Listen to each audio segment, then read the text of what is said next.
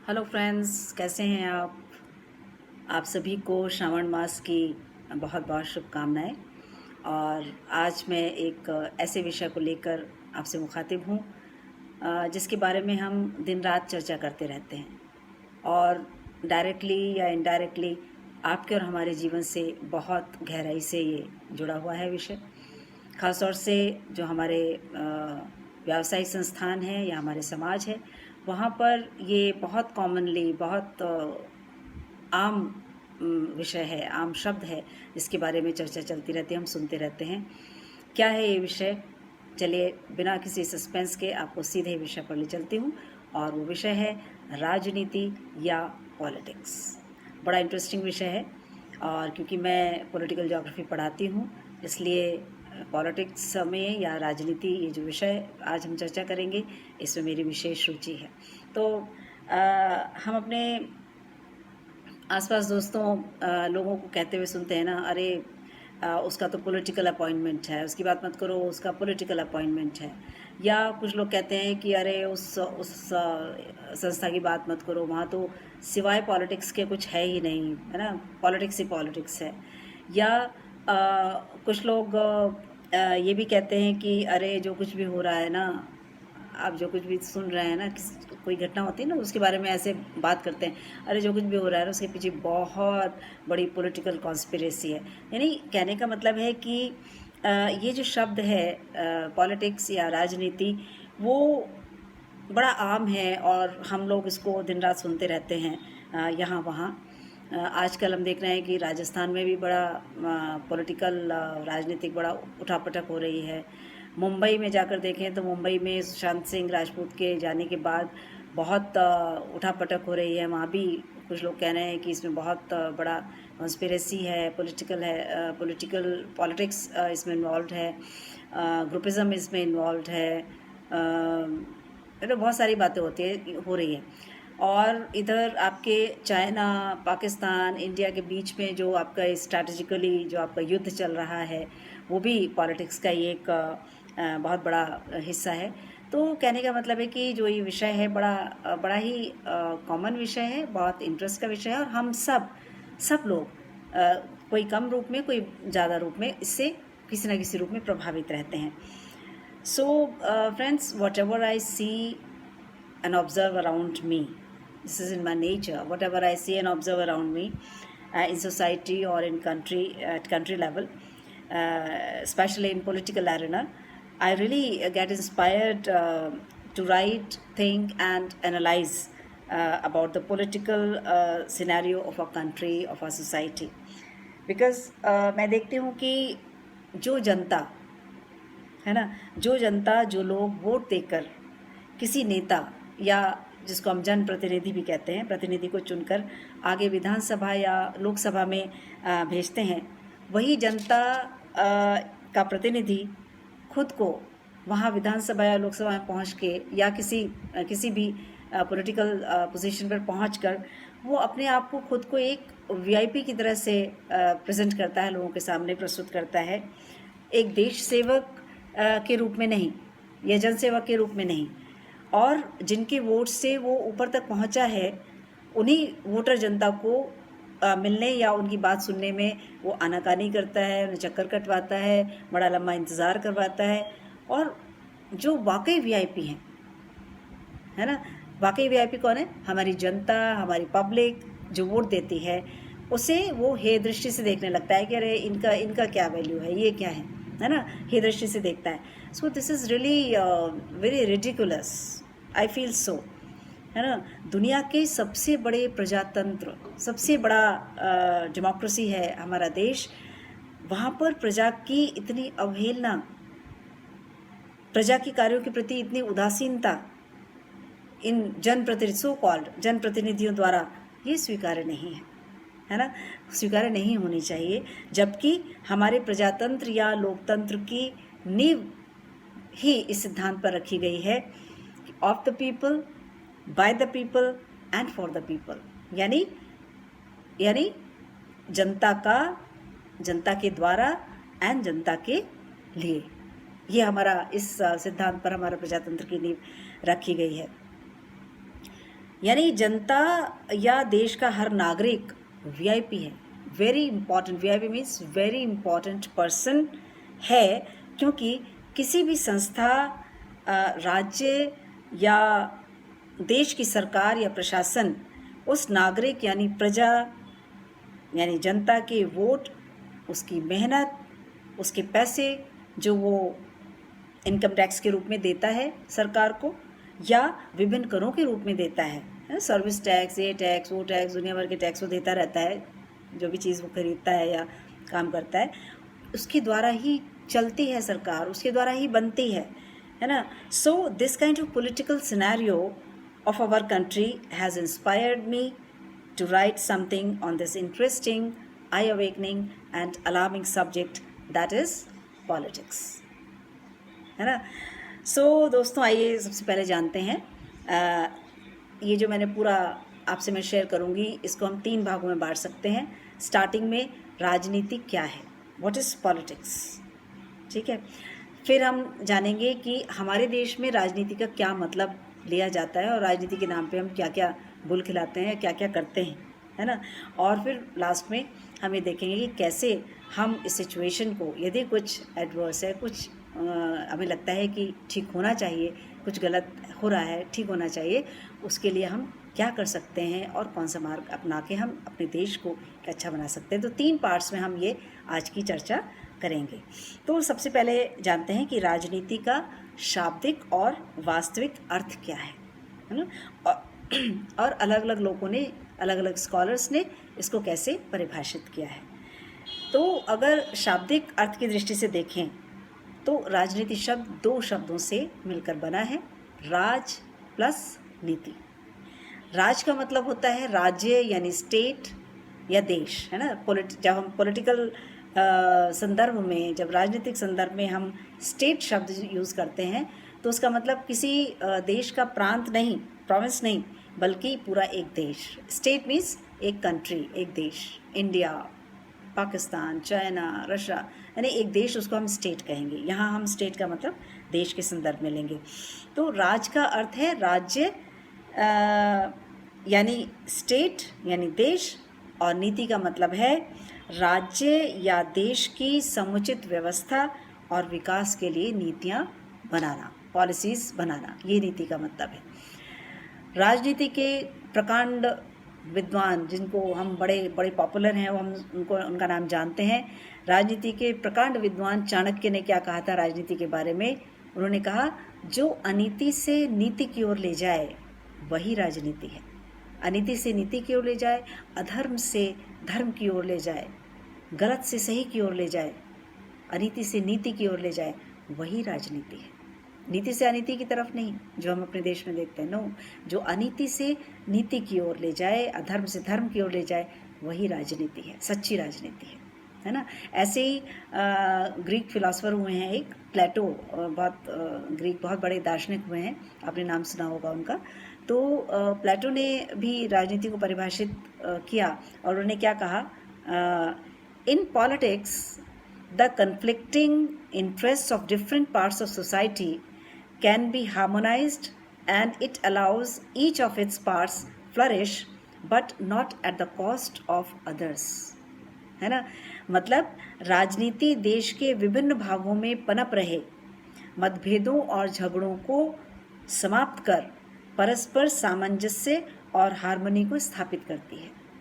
ये राजनीति की हम जब बात करते हैं तो सच्ची राजनीति ये है, स्थापित, हार्मनी को स्थापित करती है तथा इसके समस्त भागों और लोगों की संपन्नता और विकास के लिए कार्य करती है। सब लोगों के, किसी एक पर्टिकुलर समुदाय के लिए नहीं, बल्कि सारे समुदायों के लिए, सभी क्षेत्रों के लिए वो संपन्नता, उनकी संपन्नता के लिए, उनके विकास के लिए कार्य करती है, न कि किसी एक भाग या समुदाय के विकास के लिए दूसरे भाग या समुदाय को समाप्त करती है। ऐसा नहीं कि एक को हमने जिसको पसंद नहीं करते उसको समाप्त करके दूसरे को हम उसका विकास करें, नहीं, वो राजनीति नहीं है, वो राजनीति बिल्कुल भी नहीं है ना। तो कहने का अर्थ है कि सच्ची राजनीति में डिवाइड एंड रूल, फूट डालो और राज करो, या भेदभाव का कोई स्थान नहीं होता। यह हमें अच्छी तरह समझना चाहिए कि जो सच्ची राजनीति है, ट्रू पॉलिटिक्स है, उसमें हम आपस में लड़ाकर राज करने की भावना नहीं रखते, या हम किसी के प्रति डिस्क्रिमिनेशन या भेदभाव की फीलिंग या भावना नहीं रखते, वो राजनीति नहीं है, ऐसा प्लेटो ने कहा। अच्छा, ऐसे ही एक और ग्रीक फिलोसोफर हुए हैं, बहुत बड़े यूनानी विद्वान हुए हैं, दार्शनिक हुए हैं, एरिस्टोटल या अरस्तु, आपने उनका भी नाम सुना होगा। उन्होंने भी राजनीति, उनको फादर ऑफ पॉलिटिक्स भी कहा जाता है ना। जो पॉलिटिक्स पढ़ाते हैं वो लोग एरिस्टोटल को या अरस्तु को राजनीति का पितामह मानते हैं, फादर ऑफ पॉलिटिक्स। तो इन्होंने क्या कहा राजनीति के बारे में, उसको परिभाषित करते हुए लिखते हैं, every man is a social and political animal. Every man is a social and political animal, यानी हर आदमी एक सामाजिक और राजनीतिक जानवर है है ना, सोशल एंड पॉलिटिकल एनिमल। आगे वो कहते हैं, if a person does not live in a state, अगर कोई व्यक्ति किसी राज्य में या एक डिफाइंड बाउंड्रीज, स्टेट की जो सीमाएं होती हैं वो एक निश्चित सीमाएं होती हैं, तो यदि कोई व्यक्ति उस एक राज्य की निश्चित सीमाओं के अंदर या किसी राज्य में निवास नहीं करता है, तो ही इज़ अ बीस्ट और गॉड, वो या तो जानवर है या फिर ईश्वर है। ईश्वर की भी कोई, वो कहते हैं असीम, उसकी कोई सीमा नहीं है, जो असीम है वो ईश्वर है। तो या तो वो जानवर है, जानवर ही इधर से उधर घूमते रहते हैं, हम किसी उसमें नहीं रहते, तो या तो वो राज्य है, वो या तो जानवर है या फिर भगवान है। फिर आगे वो लिखते हैं, he further says, the purpose of politics is to work out on the best state for overall development of its citizens. अपने जो नागरिक हैं उन सबके सर्वांगीण विकास के लिए जो काम करे वही राजनीति है ना। The best politics is the best form of government which is based on justice and law. यानी महान दार्शनिक अरस्तु ने न्याय और कानून, जस्टिस एंड लॉ को राजनीति का मुख्य आधार माना। इनके अनुसार यदि कोई सरकार या प्रशासन अपने नागरिकों के लिए, है ना, अपने नागरिकों के लिए यदि कोई सरकार या प्रशासन न्यायपूर्ण व नियम कानून से चलने वाली व्यवस्था या शासन प्रणाली विकसित करता है, तो वह श्रेष्ठ राजनीति है, बेस्ट पॉलिटिक्स है। एंड वाइस वर्सा, अगर कोई नहीं करता है तो इसका मतलब वो श्रेष्ठ सरकार नहीं है, श्रेष्ठ प्रशासन नहीं है, अगर वो न्याय और कानून के हिसाब से नीतियाँ नहीं बनाता है या उसके हिसाब से नहीं चलता है, तो है ना, ये अरस्तु का कहना था। सो फ्रेंड्स, ये कुछ परिभाषाएं हमने सुनी महान राजनीतिक जो विशेषज्ञ थे उनके द्वारा जो कही गई थी कि वास्तव में राजनीति का अर्थ क्या है। और अब आइए देखते हैं कि हमारे देश में, अब तो हमने पता कर लिया कि भी राजनीति ये होती है, अब हमारे देश में राजनीति को कैसे हम देखते हैं वो थोड़ा सा उस पर चर्चा करते हैं, वो बड़ी मज़ेदार है ना दैट इज़ वेरी इंटरेस्टिंग। सो अब देखते हैं कि हमारे देश में राजनीति का क्या अर्थ समझा जाता है और राजनीति के नाम पर समाज और देश में क्या क्या हो रहा है ना। अच्छा, यहाँ हम राजनीति जैसे गंभीर विषय को, राजनीति जनरली माना जाता है कि बड़ा गंभीर विषय है ना, बड़े दिमाग इसमें लगाते हैं, बड़ा 3-5 करना पड़ता है, बड़े पेचीदा होता है, बहुत सारा चीज़ है, तो बड़ा इसको गंभीर विषय माना जाता है। लेकिन हम इस गंभीर विषय को थोड़ा सा फ़नी और लाइट, हल्का फुल्का बनाकर समझते और विश्लेषण करते हैं अपने इंडिया में ख़ास तौर से, क्योंकि मुझे लगता है कि life is not to be very serious and complicated. हमारी जो लाइफ है वो बहुत गंभीर, बहुत सीरियस और बहुत जटिल नहीं होनी चाहिए, बहुत कॉम्प्लिकेटेड नहीं होनी चाहिए, है ना। बहुत ज़्यादा गंभीर चेहरे और बहुत डरावने चेहरे बनाकर ज़िंदगी नहीं जीनी चाहिए। This is not the right way of leading life, है ना। तो आइए देखते हैं कि इंडिया में राजनीति को हम कैसे देखते हैं। दोस्तों, हमारे देश भारत में, हमारे आसपास और समाज में राजनीति के नाम पर बड़ी फ़नी और मज़ेदार बातें होती रहती हैं। मैं इन्हें फ़नी और मज़ेदार इसलिए कहती हूँ क्योंकि सो कॉल्ड ना, तथाकथित राजनीति के नाम पर हम या तो अपनी ईर्ष्या को पोषित करते हैं, या अहंकार को, या चालाकी को, या स्वार्थ को, है ना।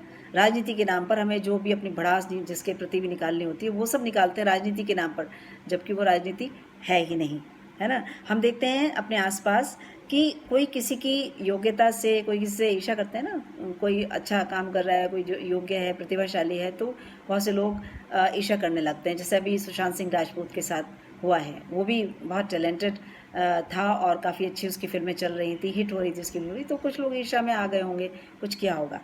तो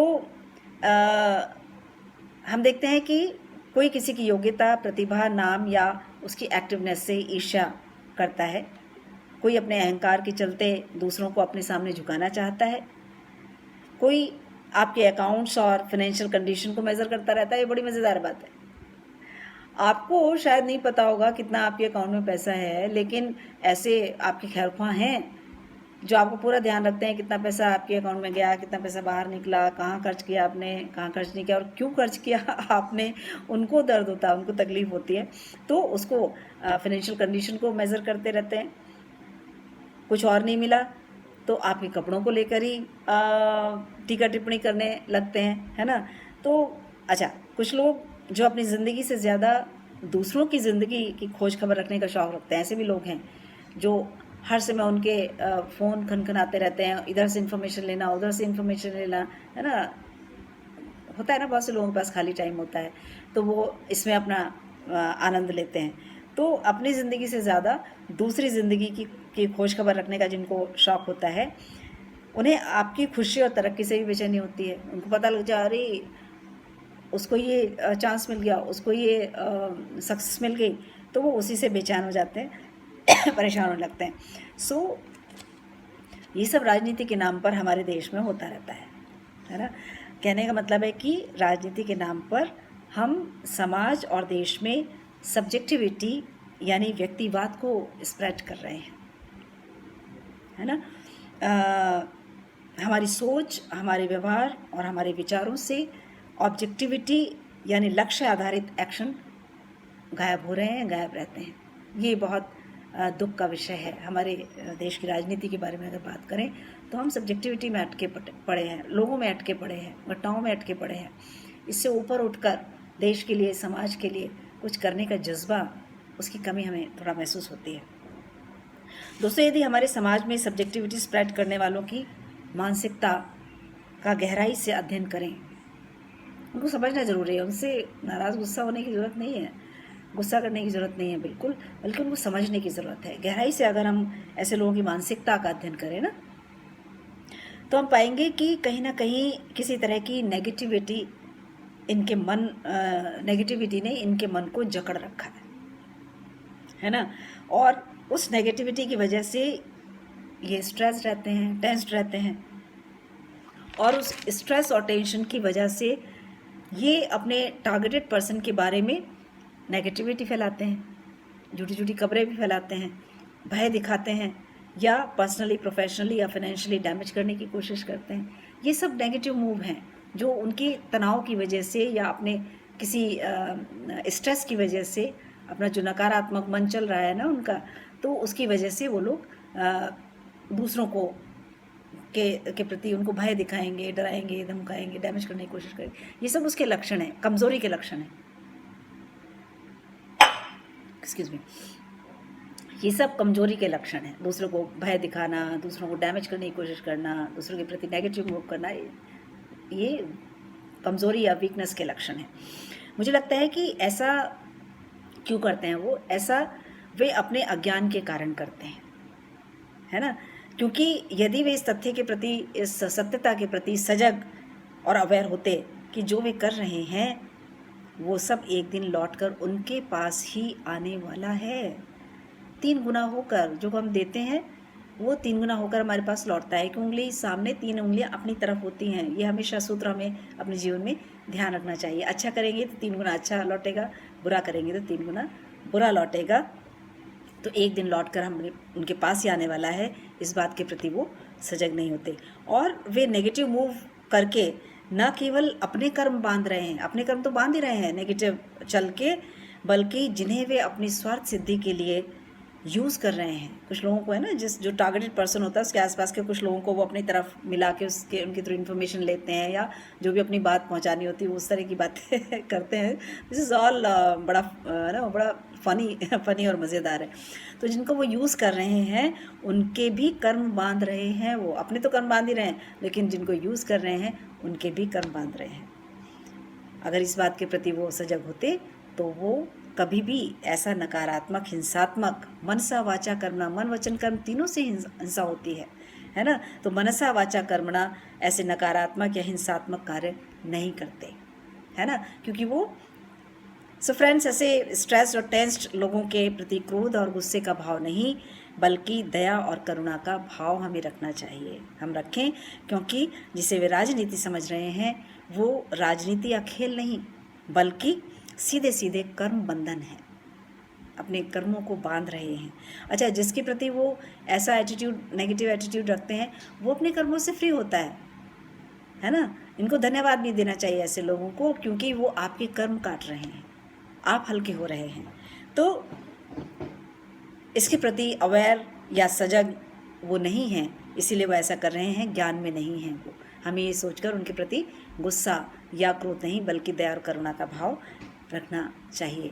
अच्छा, कहते हैं ना कि कार्मिक account is the strongest account. हम सबको समझना चाहिए ये बात कि कार्मिक अकाउंट, हमारे कर्मों का जो अकाउंट है वो सबसे स्ट्रॉन्ग अकाउंट होता है। मतलब किसी का बुरा करने से तो डायरेक्टली कर्म बंधन होता ही है, सटल लेवल पे भी, सूक्ष्म स्तर पर भी बुरा सोचने या किसी के प्रति बैड इंटेंशन, बुरी भावनाएं, बुरी मंशा रखने मात्र से ही हम कर्म बंधन में आ जाते हैं। इतना सूक्ष्म है सब कुछ, जिसे हमें समझना चाहिए, और ये कर्म किसी न किसी रूप में हमारे जीवन में लौट कर ज़रूर आते हैं, ऐसा शास्त्रों में कहा गया है।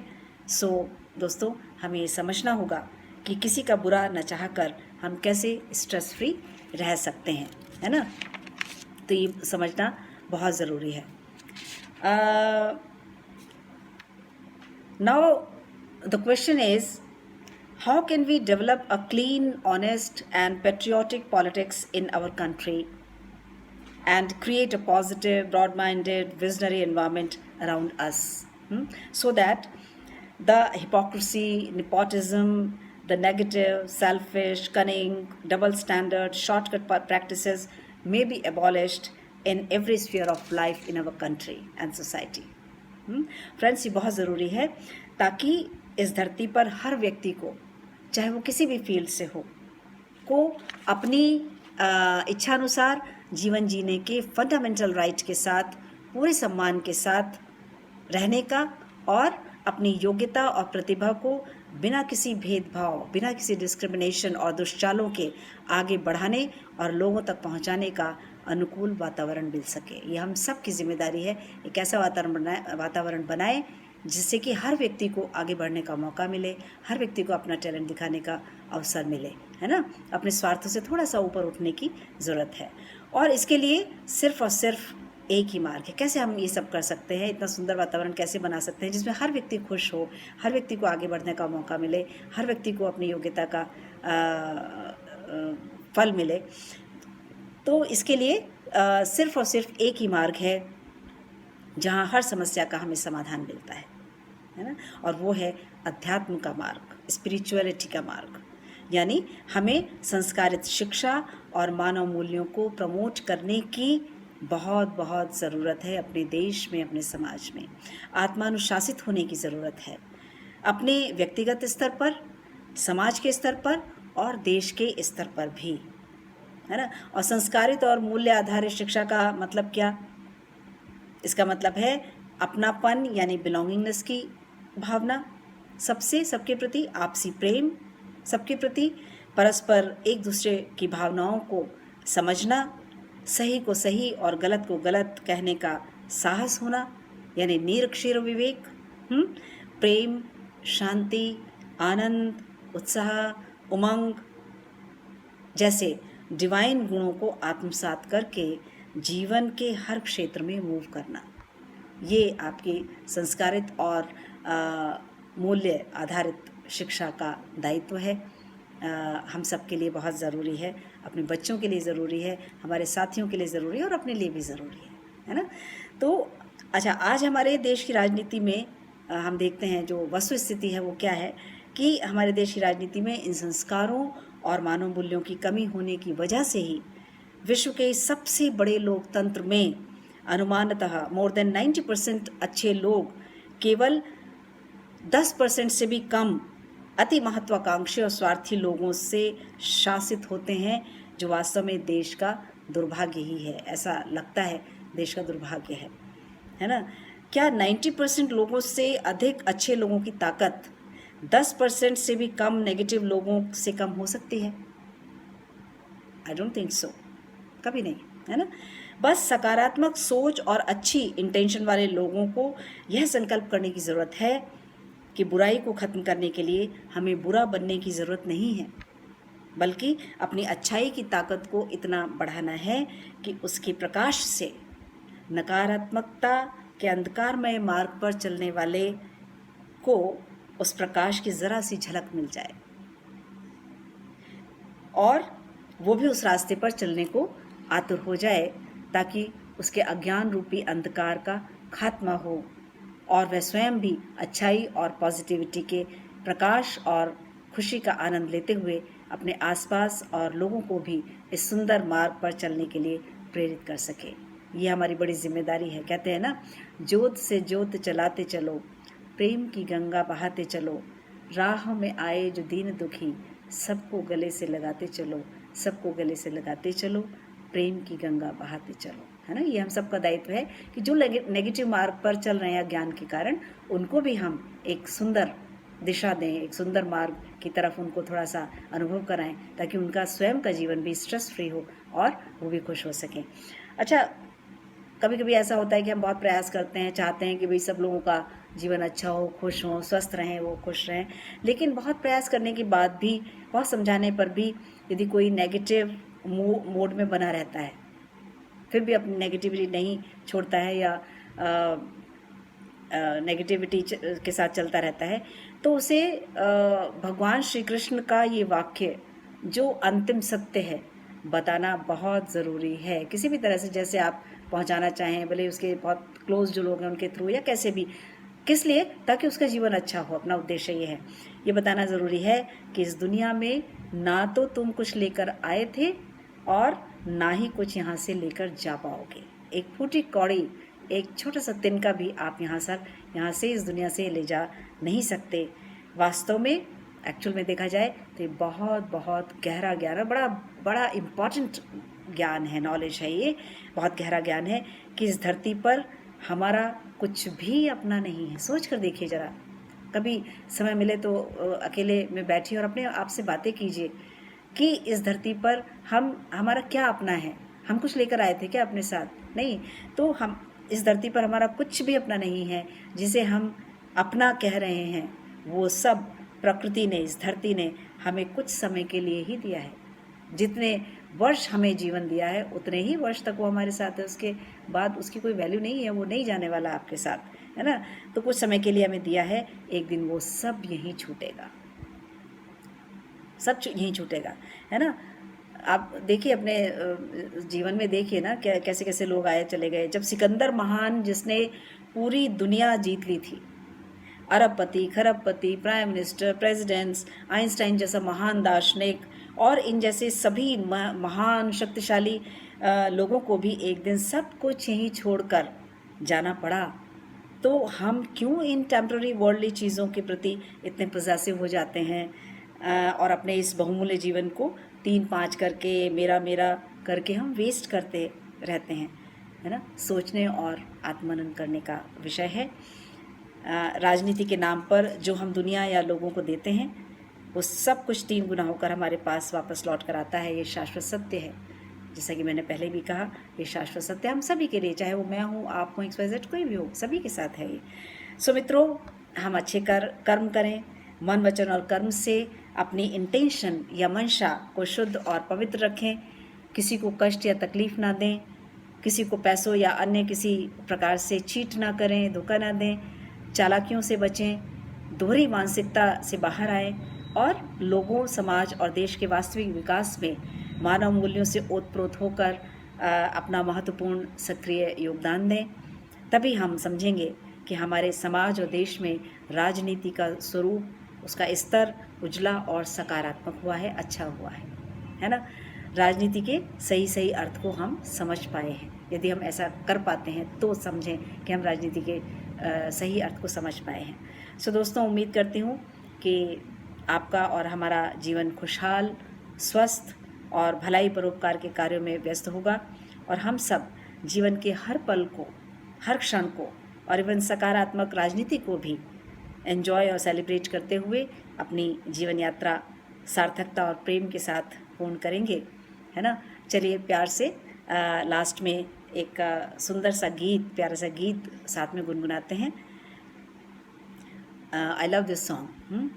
मैं जिंदगी का साथ निभाता चला गया, मैं जिंदगी का साथ निभाता चला गया, हर फिक्र को धुएं में उड़ाता चला गया, हर फिक्र को धुएं में उड़ाता चला गया, मैं जिंदगी का साथ निभाता चला गया, मैं जिंदगी का साथ निभाता चला गया, मैं जिंदगी का साथ निभाता चला गया। So friends, thank you so much to be with my journey of thoughts. Stay blessed, keep safe and happy. Bye-bye. See you soon again with one more interesting subject. So till then, bye-bye. See you. Be happy.